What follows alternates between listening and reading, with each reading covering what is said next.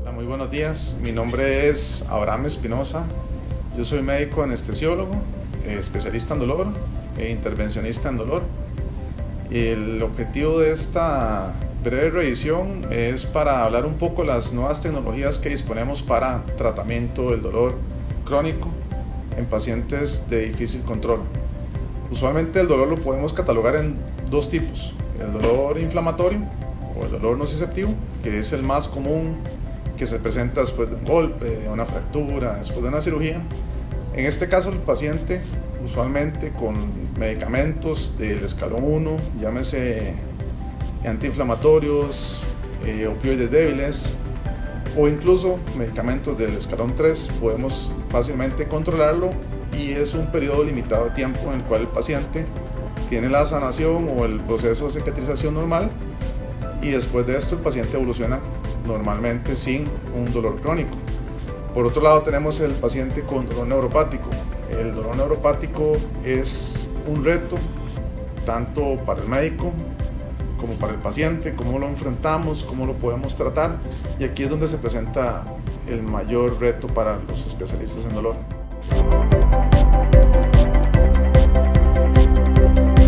El paciente con dolor neuropático realmente representa un reto.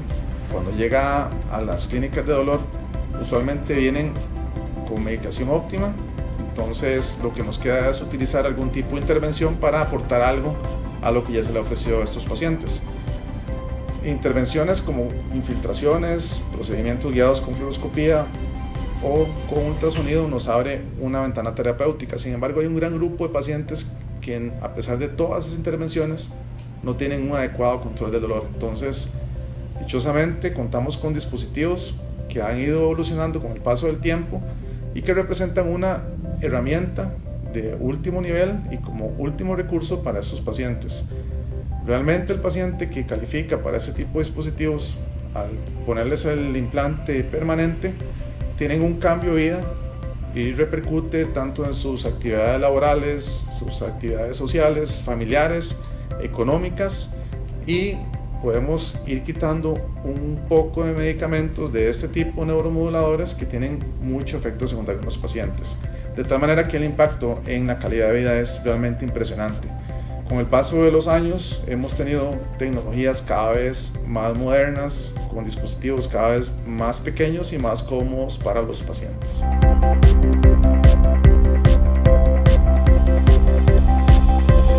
Bueno, la terapia de neuroestimulación, aunque el término suena muy complejo, realmente es fácil de entender si lo pensamos en el contexto fisiopatológico.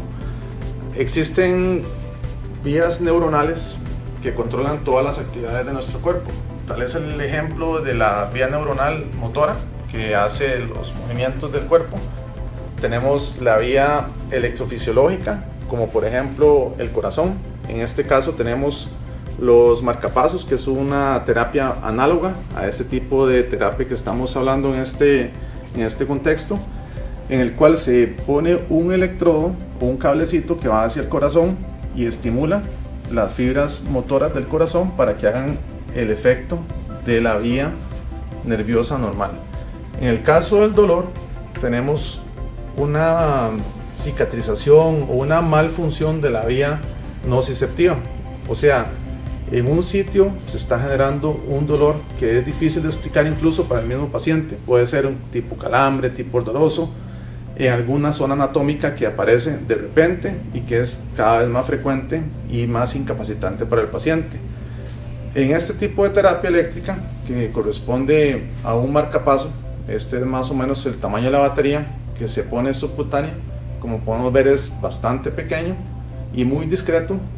Una vez que se implanta, queda un pequeño abultamiento muy discreto para el paciente, y este dispositivo lo que va a hacer es que va a enviar un estímulo eléctrico a un electrodo o un cablecito que, en lugar de ir al corazón como en el ejemplo anterior, en este caso va a la médula espinal. De esta forma, al enviar un estímulo eléctrico, el paciente, en lugar de sentir el estímulo doloroso, va a sentir una especie de cosquillitas o una especie de masaje. de tal forma que engañamos al sistema nervioso para competir con el estímulo doloroso y que el paciente sienta algún otro estímulo más placentero y que permita hacer su vida lo más normal posible.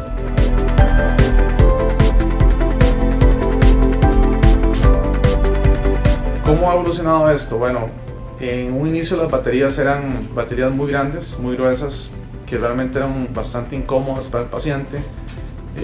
Tenían un bulto bastante pronunciado en alguna parte de su cuerpo donde se ponía el implante definitivo, y con el paso del tiempo, tal vez el roce, la ropa o la presión externa podía incluso exponer las baterías, de tal forma que muchas veces la terapia se perdía.